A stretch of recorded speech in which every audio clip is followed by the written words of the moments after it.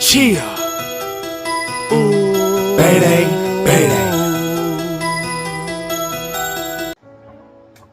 What's good, y'all? What's good, man? It's your big homie, Big Bad A. And I just wanted to tap in on this Young Thug situation because, you know, everybody's talking on the internet, whoop de whoop, everybody got their opinions, their voice and stuff. But I want to say this, no matter what you think about this or that, if you watch that Young Thug and Big Bang interview, if you watch it, so I just watched the whole thing a little while ago, and what I realized when I was watching it is,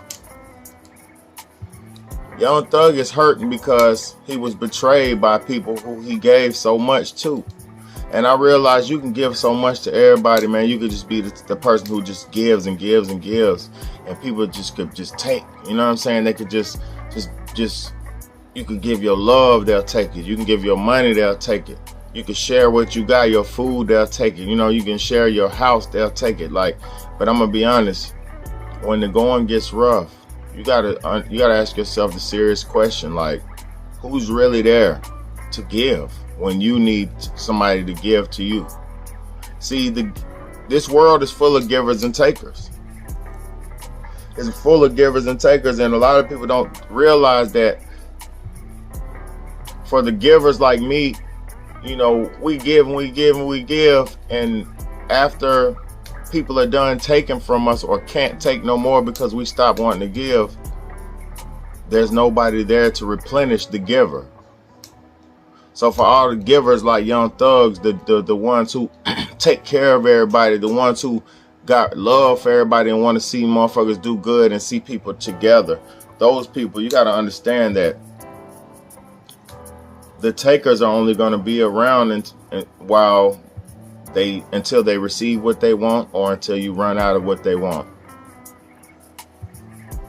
So understand that takers are, man, you gotta replace the takers in your life, because we're all witnessing Young Thug was betrayed by the gunners, by this person, that person. Like, we just could let Young Thug tell us who betrayed him. And it don't even make sense. The YSL Woodies and all them people who betrayed him by doing crimes and bringing attention and hot heat to the damn record label, to the YSL movement. You know, and I'm not a YSL dick rider. I'm just being real.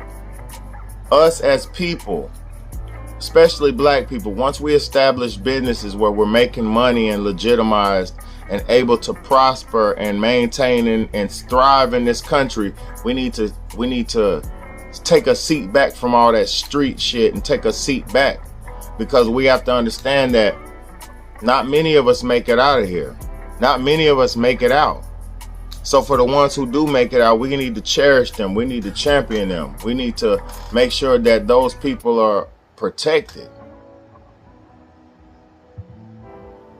Instead of when somebody makes it out, you want to rob them when they come to your town. Stop doing that. And when somebody makes it out, you want to say, man, that nigga's a fuck nigga. He wasn't the realest nigga. I'm the real nigga. It don't matter who's the realest. It matters who's the face of the town, who's the voice of the town, who's the mouthpiece, and then the other people can get behind them. You can be an investor to the realest. I mean, to the face. Somebody who got the buzz and shit. Like, it don't matter if, like me, I'm from Charlotte, North Carolina, and the rapper DaBaby is one of the bigger rappers out of Charlotte. There's a bunch of hot up and coming artists and some who are popular making money around the country, but DaBaby is the main artist out of Charlotte, North Carolina. So as a real Charlotte dude, or as somebody who's not a hater, I say, okay, Charlotte, DaBaby represents Charlotte as far as rap goes, as far as the rap music in Charlotte. That's how we're supposed to be.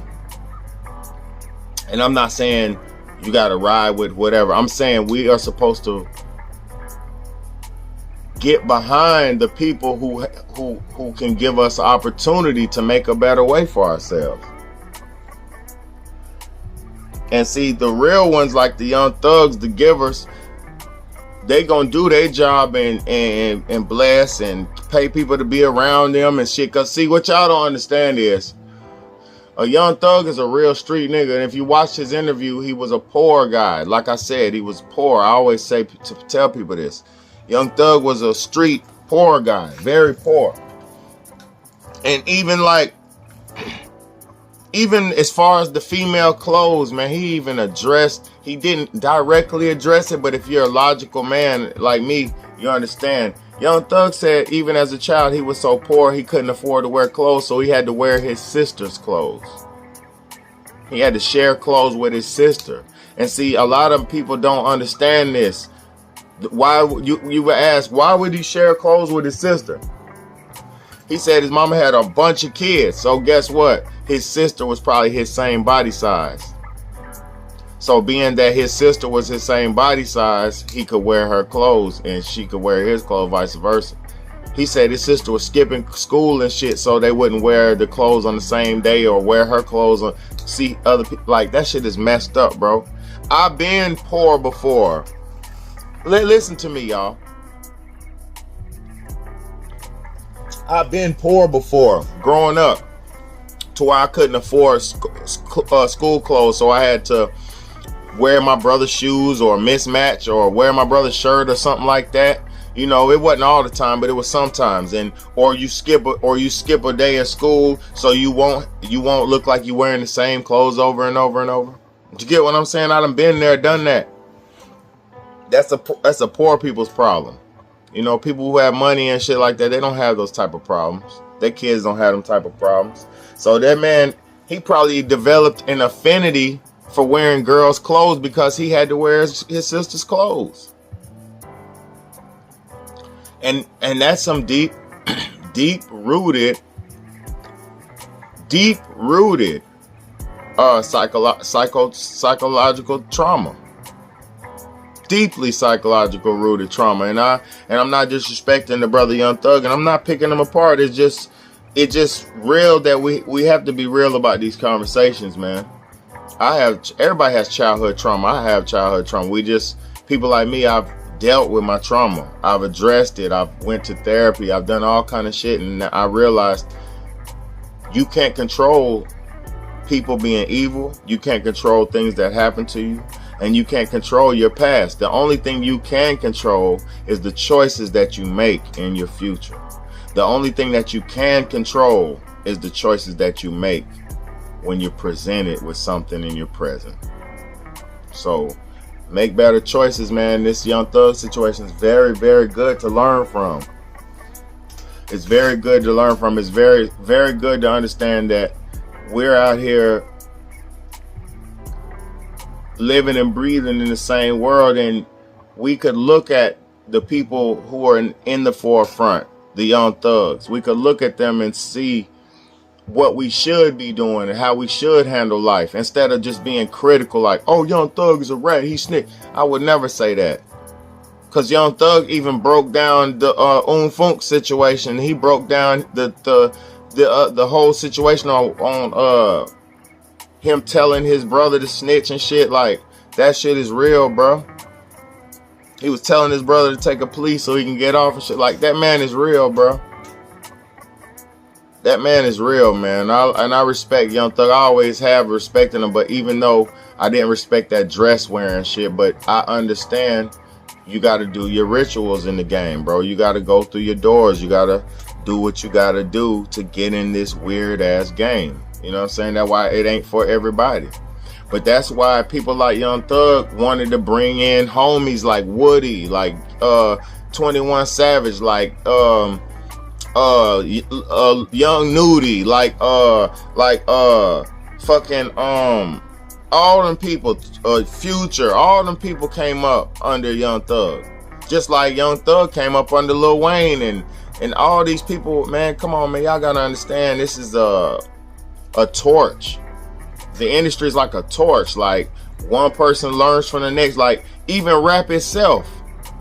When you young and you learning how to rap, you get inspired when you hear your first favorite rap song. You feel me?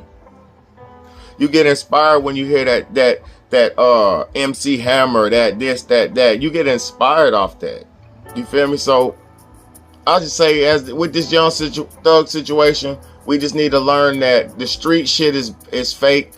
You know, ain't no loyalty amongst thieves. If a nigga really ain't your blood, even if he is your blood, he could turn on you. So understand, you know, just try to align yourself with people that are decent. And also too, you have to understand that you have to be able to walk amongst yourself. You have to be balanced and be able to live within your own skin, man.